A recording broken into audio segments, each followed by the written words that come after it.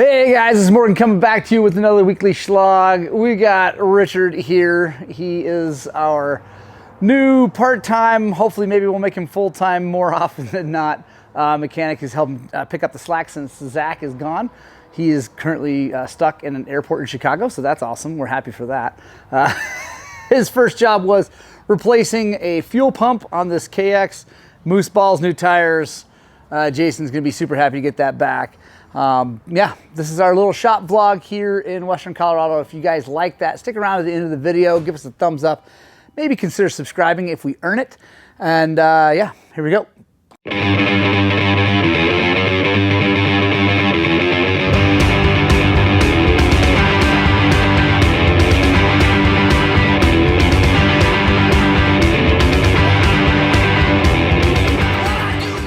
All right, guys, first on my lift for the week is this Ragu, how do you pronounce it, Rich? Ragu, like the we don't know how to pronounce it, but it is that. So it's the old gas. This guy wants me to jet it and make it all good. I got to show you something here. Interesting. Ragu selling 80th anniversary, 1942 to 22. I'm guessing that's because they were gas, and they didn't really change. If you guys don't know the story about that, when KTM bought gas, they literally just bought the name. They didn't buy any of the tooling, any of the factory, any of the employees, any of that stuff. They just bought the name. I'm sure they paid a fair amount for it. And Ragu just kept making bikes, and that's who they've always been. I don't know where the name Ragu came from. Maybe one of you Italian people can tell me what that means. But it is basically just a gas with this abortion of a motor like the old KTM. Finally, KTM got rid of that, hoping that Ragu gets rid of that design very soon because it is fraught with problems. Just having to change spinning to that way. And then anyway, it was a lovely scab on add-on to get electric start onto these bikes, but now it's time to redesign it. So yeah, we're gonna jet this thing and make it run good here. Should be able to just spin this carburetor sideways and check out what's in it, and I'll show you guys what we're gonna do and what we end up with. All right, guys, got the Ragu all jetted. I ended up going with a 38 Pilot and a 155 main. It's really nice and crisp. It's not too lean though, running really, really good. Super happy with how that turned out. Oh, I put the needle, it's stock needle. I didn't have another needle that was going to work for this, so let the stock needle put it in the number 2 position. Seems really good.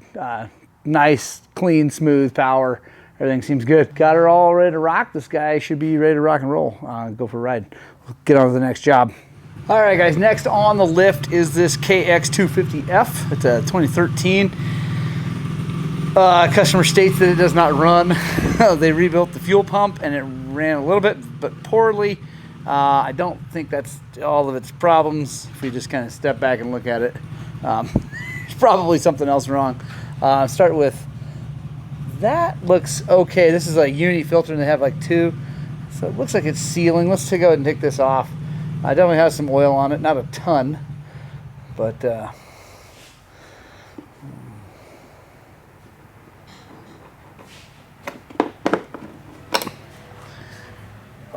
it's kind of hard to see with that screen, but let's see if we can see through that. I think I can see some dust on the screen, so that's definitely some dirt down there. I'm guessing I'm seeing more dirt on the inside there. So, like a lot of times, there's probably something going on with the motor. So let's go ahead and take this tank off. Get the valve cover off. We'll check the valves, check compression, and leak down if we need to, and then we'll go from there.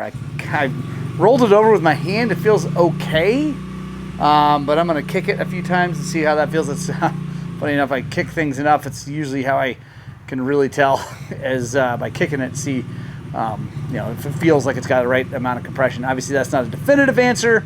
You need to put a tester on it, and leak down really is the best way to check 4-strokes. But the best way to do that is to get the cams out and let the valves just seal up and then do it. So anyway, let's get this tank off and dig in. All All right, guys. Spark plug looks a little on the lean side.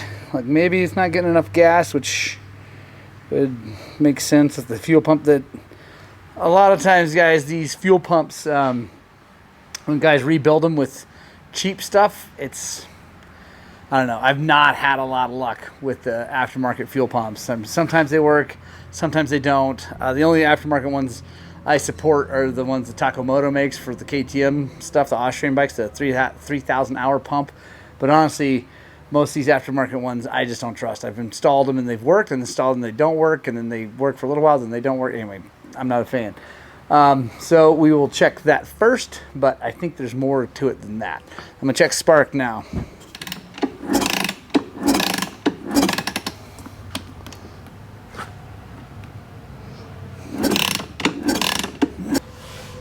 Definitely not consistent. When you roll it through kind of at a slower pace, it doesn't spark. If you kick it really hard, it sparks. That usually has something to do with the stator, so I think I'm going to check that now. That'll be the next thing to check, and then we'll just keep on going. All right, guys, let me bring you over here. So these are the wires coming out of the stator. There are 3 yellow wires. Those are going to be the exciter coils that generate the power for spark. And then we have 2 other wires. The green and the white here are going to be for the crank position sensor. So now we check. We'll start with resistance between all 3 of these. So we'll do a 3 test there.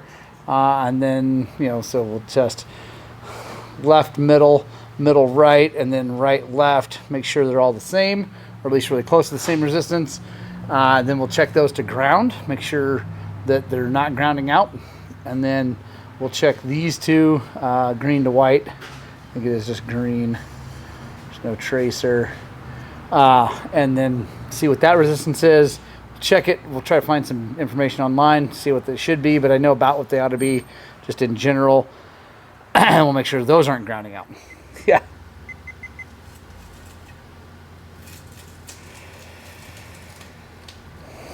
All right, guys, so the resistance seems okay. It's a little high on the pickup coil. It's 230 something ohms. I'm gonna check that though. I haven't checked online yet. The exciter coils seem to be okay though. So the next thing we gotta look at is the capacitor. Although on these, that capacitor has more to do with the fuel pump and like having it run smoothly than it does with spark. So I don't think that has anything to do with the sparky spark, but I'm still concerned that the exciter or the pickup coil could be a little on the high side. So I'm going to check that one more time.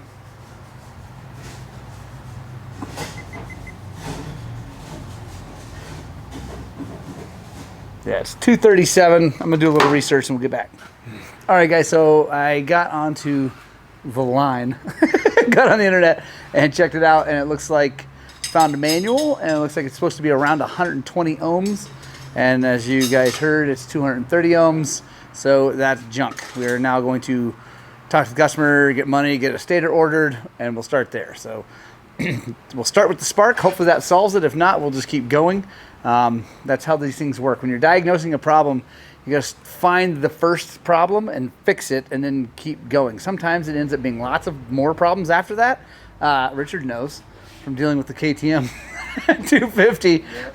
Yeah. You can start by finding one. Oh, there's a smoking gun, and you fix it, and then well, that's part of it, and we got to keep rocking and rolling. There's another smoking gun. There's another smoking gun. The other smoking gun is that Richard had to change a mini tire, so that's awesome. Check this out. I didn't have to change the mini tire. That's all I had to. Oh yeah, look at that. So, guys, that's what happens when you ride a tire flat for many hours. And then you expect to just put a tube in it. Looks like a shag carpet. For your kid, and that's just not going to work. So we got him a new tire. He's going to be stoked. So yeah, there you go. Electrical diagnosis, guys. Figured that out pretty quickly. That's not always how that goes. Sometimes it's a pain in the butt, but happy about that. And once we get that sorted out, hopefully it runs great. But if not, then we'll find the next thing. So anyway, on to the next job. All right, guys, it's early morning. I'm here before, obviously, we've opened up. And I am here to install my new stator because I have not yet done that. I need to get it done because I'm actually going to send my old one to a guy, I don't know where he is, somewhere, anyway, who's going to use it as a core, and then he's going to send me his other one. So anyway, I'm helping him out so that he can not be down like I was not down. So should be a pretty straightforward process. Let's take this thing apart and see what we got. Looks like we got to take the skid plate off to get to all the bolts. That's just fine by me. So if you guys don't know, the reason we're doing this is because KTM in their infinite wisdom did not give us much power out of this stator for anything other than running the bike.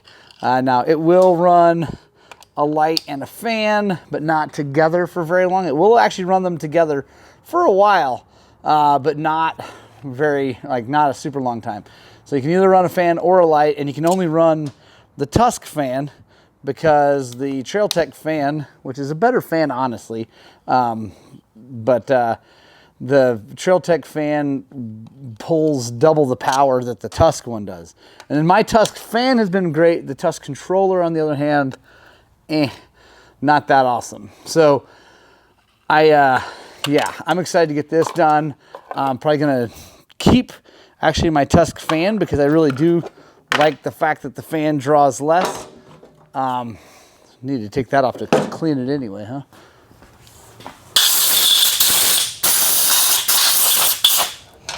All right, we're all loose.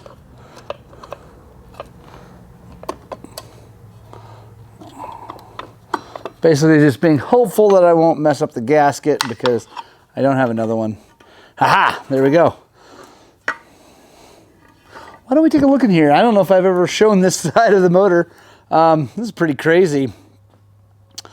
This is the flywheel. It's all kind of backwards from how most two-strokes are. So flywheel is inboard, and then the stator sits in the cover, more like a four-stroke. So that's actually really sweet. It's going to make this job way easier. I don't have to take the flywheel off or anything. Man, this is a beautiful piece of machinery, honestly. Also, while we're doing this, I'm going to go ahead and, I guess, spray some lube in on that. I've got some spray lube and kind of lube things up so they stay nice and happy, but it looks great. Everything looks really good, not worn or anything. So I'm going to go get a new battery for this camera, and then we'll pop that sucker off and put the new one in. All right, so the way they do this with the power valve cover is pretty sweet. They have these little holes in there to let you put zip ties in to hold this all nice and tight. It's actually sweet, and this is a Bulletproof Designs billet cover instead of the stock one. The stock one is cheesy plastic, and it's pretty protected with the pipe and all that stuff here. I don't think you're really gonna probably beat on it too bad, but you could still hit something. So this is interesting. This is cool. So guys, this is actually sweet. The stator being a completely separate unit from the pickup coil. The pickup coil is back in here, and that is awesome actually, because that means that if one or the other fails, you can just replace one. That's really, really cool. Let's see. Let's drop this thing down, see where this thing plugs in. More zip ties. There we go. Boom. Two-wire stator, that's why it's so low output. It's not a three-phase. So obviously just some Allens here. We're gonna pop that off. I'll show you what the difference between these two looks like. Oh, by the way, cue the, you should wash your bike better, blah, blah, blah, blah, blah. Oh, and here, guys, all you guys that think I'm, again, super KTM fanboy and I don't think they do anything wrong, they do lots of wrong. This bushing for the starter Bendix is the crappy freaking Teflon style that they used on the old bikes. They should just put brass or bronze bushings in there. They last forever, but they don't. They put a Teflon one that's going to wear out.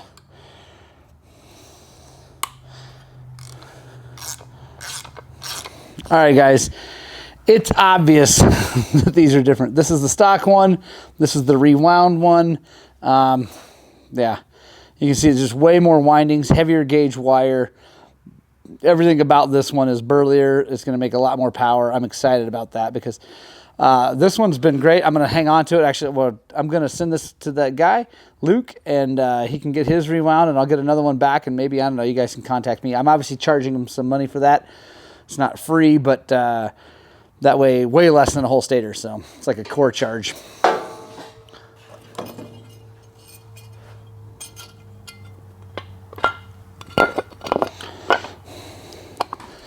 Some Z-Max chain lube. I like this stuff, guys. I don't make any money.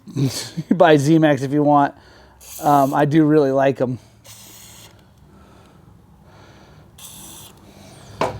Make sure everything's working.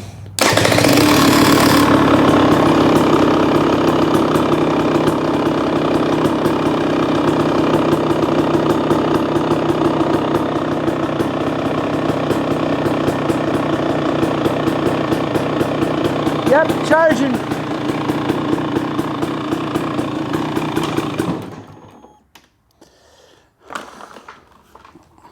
It's charging still right at, so it's still right at 13.4, 13.5, just like I thought. The regulator rectifier is going to be what controls the overall output. But that is charging. That means it's at least working. I will be doing more testing, guys, on the stator, and we'll check the actual wattage that we can get out of this thing and all that. But so stay tuned. Make sure you subscribe to the channel, all that good stuff. Psyched with that. It's about $185, so basically $200 to get your stator rewound. For me, I had to buy an extra stator so that I wouldn't be down. Now I have one that I will be, I guess I can mail out to people. It's going to cost you about $75 plus shipping. So to not be down, but that is way cheaper than buying a whole stator. So although I don't know, it's not a bad idea to just buy the extra stator, because stators, in my opinion, they eventually all fail, no matter what brand, no matter what. I've had a stator fail in pretty much everything I've ever owned if I kept it long enough. So not a bad idea to just buy an extra stator. Then you got an extra one, a stock one, but that's fine. So there we go. Thanks, Rick's Motorsports. Check out Rick's Motorsports. By the way, I paid full boat for that. That was no deal at all. On that, I'm not a dealer for Rick's, although maybe I am a dealer. But anyway, I know I paid full pop, so no big deal. I'm happy to do it to have more power. Definitely not a complaint at all for me. I'm happy to give them money. They do a good job and all that good stuff. So I'm not affiliated with Rick's, but I know that they do a great job. So anyway, on to the next job. All right, guys, next on the lift, although Loretta's still on the lift too. Next on the lift is this KTM 690. It's a 2015 or 16. P-Rock's going to be mad at me because I can't ever remember. But it doesn't really matter. They're all the same in that era for what I'm doing now, doing a valve adjustment. Let me just tell you guys, getting to the valves looks daunting. And at first you're like, oh, this is going to take forever. It's actually not that bad. You have to get the air box out of the way, but there's 4 bolts, 2 on either side. And then there is the air boot right there. You have to loosen that. And then actually the whole thing just comes up out of the way. You have to move the ECU just so that it has room to kind of slide back. And once you get that all done, it really just slides right out of there. Honestly, it went way better than I was expecting. So super happy about that. Also moved the AIS lines out of the way. Now we just got 4 10mm bolts. And yes, it is a little dirty. I'm going to blow air in there. This bike actually from the outside was nice and clean. But as bikes are, especially ones that are packed this tight with stuff, there's always going to be some dirt in there. So we're going to get the air hose, blow that out really well so nothing falls down into the valve cover while we have it off. So it's a single overhead cam style with 2 rockers. Now I guess early ones of these had trouble with the rockers, but these ones are supposed to be good. So we should be good to go here. Now I got to figure out how I'm going to turn this motor over to get it to top dead center, and I might not even have to, because it looks, I'm looking at the cam lobes and it looks like we might be okay. We might be on the base circle of them, which would be epic. And to remove these, it's got shim style adjustment, guys. So to remove these, you just take these bolts out and you slide the rocker pivot out, and then that whole thing comes off. So it's actually really easy to deal with as far as adjusting valves. Don't have to deal with the cam chain coming off or any of that stuff. Just got to figure out how to make sure we get it onto the base circle of both cam lobes so that we can check that.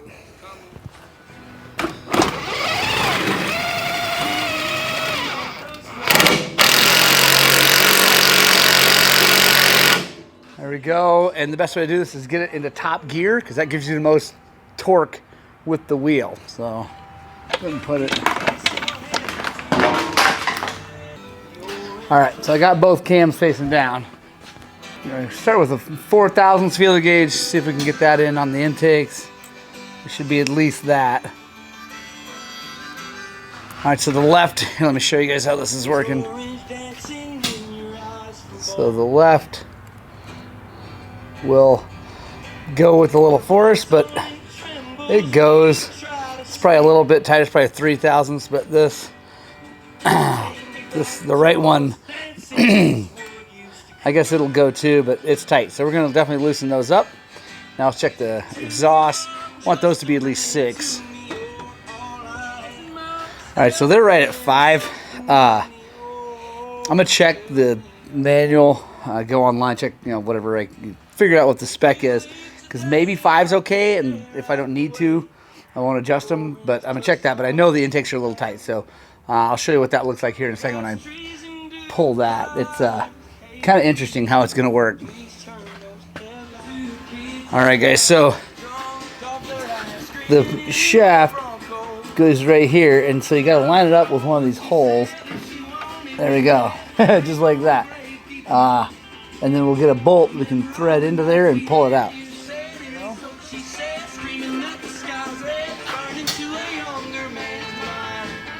Slide that guy up and out. This gives us a good chance to inspect everything. It looks really good. The inside looks good. That's honestly the thing you're looking for the most. Either wear out here or inside there, because if this loses pressure, oil pressure, it can definitely score that and make this whole thing good. This roller, you want to feel that, make sure it's good. Feels great. Let's pull those shims and measure them and get new ones in. So guys, 690s take a 10 millimeter shim. Whatever.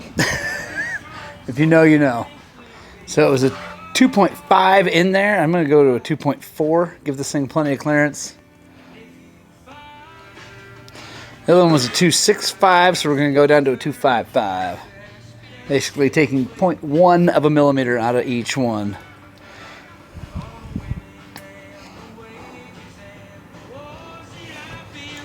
Again, I cannot wait to hear the comments from you guys like, well, you got to measure it, make it exactly perfect. Like, listen, here's the deal. There's a range, a spec range, right? It's usually 4 to 6 on the intakes. It's usually 6 to 8 on the exhaust, although that's why I think those exhausts are tight too. And the reason there's a range is that it's not actually that exact of a science. So now if you're trying to build a motor for a certain amount of horsepower and make it absolutely perfect and blueprint everything, yeah, that's a different situation. But this is a dual sport motorcycle. We need to start well, run well, and not tighten up anytime soon, and not clackety-clack and make noise. So that's what we're doing. We think it's going to be perfect when we're done.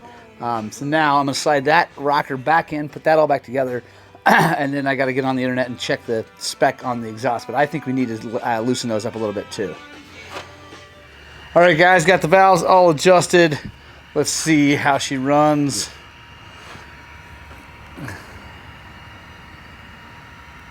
So, I forgot.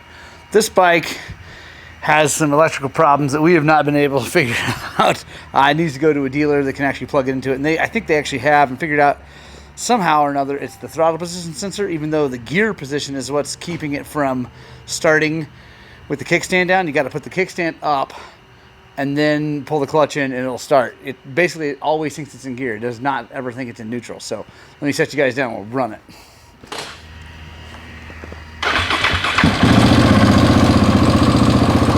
There we go. There we go. Get on to the next job. All right, guys, next on the lift is this older KTM. I believe it's a 250 SX. It's definitely an SX, and it's definitely a two-stroke. And it's definitely older. But we got to fix the shock, because this gentleman did not know that by turning this and opening it up, blow out. This is not a high-speed compression adjuster. This is an older shock. It does not have a high speed. It just has compression and rebound. They did not have the high speed on these old PDS shocks, so we need to fix that. He screwed it back in to get it down here, but it definitely blew all the oil out, and it actually tore that O-ring and all kinds of stuff. So let's yank that sucker off of there and film taking that apart. That's been, I don't even know if I've ever taken one of those apart on film. I've done it. It's been a while now. But I love these old bikes because getting this shock off is crazy easy. We're just going to put a stand up underneath there, jack it up, 2 bolts, and that thing's going to come right out.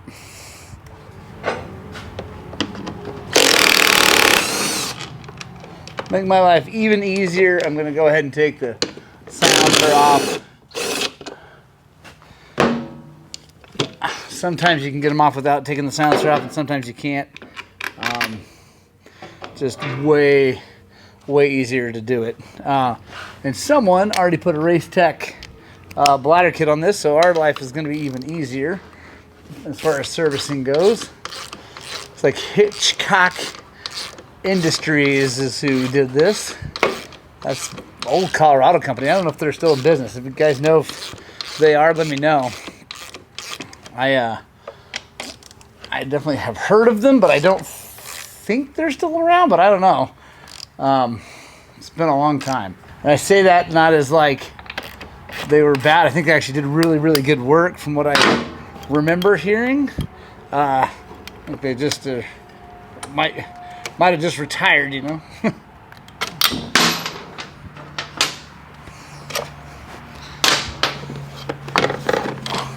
Boom, just like that. Worst case, I can go get it later, like tomorrow or something. All right, guys, we got the shock apart and then lots of pieces over here. This right there was the O-ring that got blown out. So it was not there anymore because I think this thing came out, it was torn. He just put it back in to get the shock here. This thing is interesting. It's super worn because it sticks out into where your legs would go. So it's really worn right there. Almost like curves over. So we're going to have to be really careful going back in. I actually might take a file and try to like chamfer that outwards so that we can get this in without it causing problems. But yeah, that's the compression adjuster there. This spring goes in there. You can see there's the needle to control the bypass. And that's just a spacer to hold this off of this aluminum housing. But classic old school PDS setup. We'll take all that apart. We've got some new bushings for that, and then I got a new seal for that. We'll get this all taken care of, all shined up. I'm gonna go fire up the ultrasonic, get this thing super duper clean before we go back together. All right, guys, we got it all cleaned up.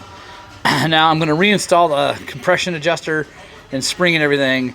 Then I'm gonna disassemble this. We got a new seal and X-ring for that, and like I said, we've got new bushings to put on there, get all that happy. There we go. That's one of the differences, guys, between the old PDS and new PDS. The old ones, you had to take this nut off top, and then there's another screwed on there, so this only has one thing holding it. I think that was one of the problems with these days, would actually come apart more often. That's why they put such heavy lock or thread locker on there. All right, guys, got the shock all ready to go back together here. Got everything put back in, got the compression valve put back in, made sure that the O-ring did not get torn going in, so we're happy. Now I got to put our bladder in. You see how it's kind of compressed and crushed like this? Let me show you the super quick way to just fill it up. We're gonna put nitrogen in it later, but this is just gonna help it hold its shape as it goes in. So you just peel back just a little bit there. There you go. Now, actually, what I need to do, because this has been here for a while, I'm going to re-grease this. So, this inside lip you want to get grease in there, and it's okay, go a little extra, it's no big deal, because all that's going to be in there is nitrogen. So we go like that, and then we, like I said, peel that open. There we go. Now, got our shock oil. And this is KYB shock oil that I like, 3-weight. There's other good stuff out there. I just like this stuff a lot. I'm gonna put a little bit in the reservoir. You guys can't see, there we go. So I'll put some in the reservoir. We're just gonna drop this in. We're gonna make sure there's enough that it displaces it, but not, I don't want it coming out. I don't need to have a big mess. There we go. Use one of my favorite wrenches. It's the 36. Don't get to use this very often. I love it when I do. And no, it's not a snap-on. I can't afford a 36mm snap-on wrench. Take some more shock oil, come in here to the body. And this shock body, guys, is not perfect. I'm not gonna lie. It's relatively rough. It's not really, I shouldn't say rough. It's not hammered, but it's not awesome. But this gentleman I already talked to me does not want to spend any extra money on it. He's actually selling this bike, and so we're just going back together, make it so it's functional. It won't be perfect, but it will work and it won't leak. All right, guys, now we're just gonna pump up and down until we get most of the air out, and then we're gonna flip it up and use the bleed cup to get the rest of the air out. All right, guys, got the shock on. Everything looks good. It's working good. I have to say, though, I'm changing the oil. And has anyone seen green transmission oil? I mean, I'm sure it's something normal that I just don't know about, but I personally have yet to see that color green training oil. And it's not mixed with water or anything like that. It's like there's no milkiness, no nothing. So it's definitely oil, and I'm sure it's fine. I just have never seen it. Mainly though, I'm just telling you guys the shock worked out great. Everything worked out awesome. Super happy about that. This guy's gonna be selling this thing. It turns out this is actually a 300 EXC or something like that. It's just been SX'd. So he took all the lights and stuff off, I guess. I know there's no harness on it, so I still don't know if I believe that, but the work order says that. But yeah, super sweet bike, honestly. This is from the era of KTMs that weren't my favorite, to be honest. I didn't like the way the chassis handled, didn't like the suspension, but great motor. Honestly, a very good motorcycle, just not my favorite handling chassis. So anyway, gonna put some red oil back in this thing and then we'll get on to the next job. All right, guys, we are nearing the end of the Shlog here. I've got this 350 up here, runs great. This is the one that actually I did a stator and ignition, spark plug cap on, made it run really good. It runs really good, but it did blow a fuse after a few rides. It'd be not like super fast, so they brought it in. New fuse, runs great, no problem. But it has now blown 2 total fuses in its life. One before they put a Vortex ECU and stuff like that on, and they did that, and then one since then. So I am going to tear it all apart and see if I can't find a wire that's touching ground or something like that, or maybe touches ground every now and then. Behind the headlight is a bit of a mess because that's a kind of an aftermarket setup. It's a KTM mask, but they put it on, I think, after. It is an EXC. Maybe it's all OEM. I don't know. It doesn't look OEM behind there. So I'm going to take that off, dig in. It is an older bike, so it could easily be a replacement. Taillight looks decent, okay, but underneath the seat, it's a little bit of a mess. So we're going to dig in deep into that thing. I'll bring you guys along on that for next week's Shlog because we're getting ready to shut down here. But quick thank you announcement, introduction, I don't know what to call it. Really excited. The boys from Intech sent me these beautiful, beautiful Dalsazio Sphere cartridges for my bike. These are going in the 23 300XC. We're going to do some testing. I'm really excited about it because I love my 6500 kit. We got them valved. They're working really, really good. But James from Intech was like, Morgan, would you be interested in testing this and doing like a stock setup? Because this is set up Del Saggio's Enduro setup. They have an Enduro setup and then like an MX setup. This is the Enduro valving. The parts are exactly the same, but just different valving. These are really, really cool. I want to show you guys a couple things. I'm going to do a full video on them as I install them, but everything about this is, you know, machined. They're all handmade in Italy. Really, really nice. A couple things that sets this apart from a lot of the other kits is it's got this hydro stop on it, just like the KTM over there. You can kind of see the hydro stop on the 23 AER cartridges. It's obviously got it on both sides. It's pretty cool. When this comes down and hits this cup, the cup's obviously going to be full of fluid, and it's going to be like an anti-bottoming, like a kind of a soft stop. And then it's got these machined holes in it on both sides to allow the fluid to come out, so it's not a really hard stop. And then it's got this cool way of adjusting preload.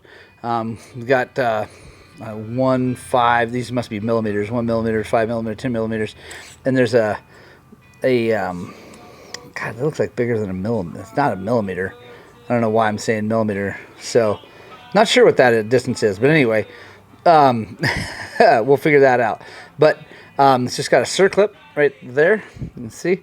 And this comes up against it there. And then spring goes on there. And you drop this thing in. So, I'm really excited. It's got a bladder setup like the old KTM twin chambers. The old ones that were on the 12s, 13s, stuff like that.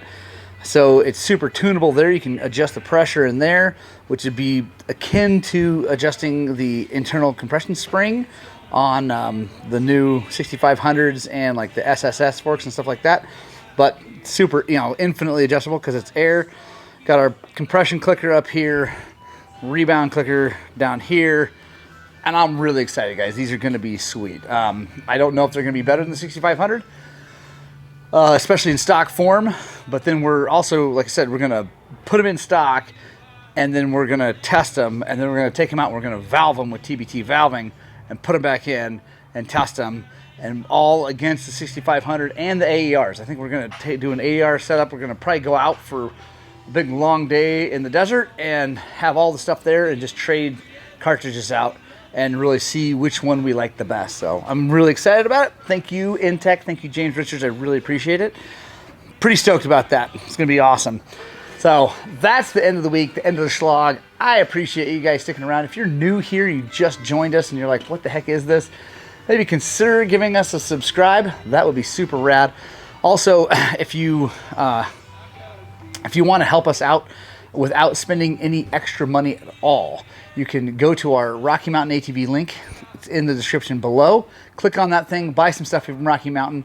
Make sure you please, please, please shop local first. Shop your local shop. Talk to those guys. If they can order it for you, buy it from them. Because, you know, that's how places like me stay in business. That's how we keep this community tight and alive. But if you either don't live in a place with a good shop, or the shop can't get what you want, consider going to that link. It means a bunch to us when you do. We're actually making some good money on that. That's going to really change things here and give us the ability to do cool stuff like buy more suspension parts and test them, buy more tires and test them, things like that that I can't really afford to do right now. Also, if you want to bookmark a page, bookmark Highland-cycles.com. It's right here below me. That homepage, when you go to that, there's a picture of the shop with the Rocky Mountain ATV logo. Click that picture and then you're into our link. That makes it super easy, so you can bookmark that, and every time you need to shop, just go there. Thank you guys. I love you. I hope you get out and spread the gospel of two wheels, and I desperately hope that what we're doing here is inspiring you guys to work on, but more importantly, get out and ride your dirt bikes!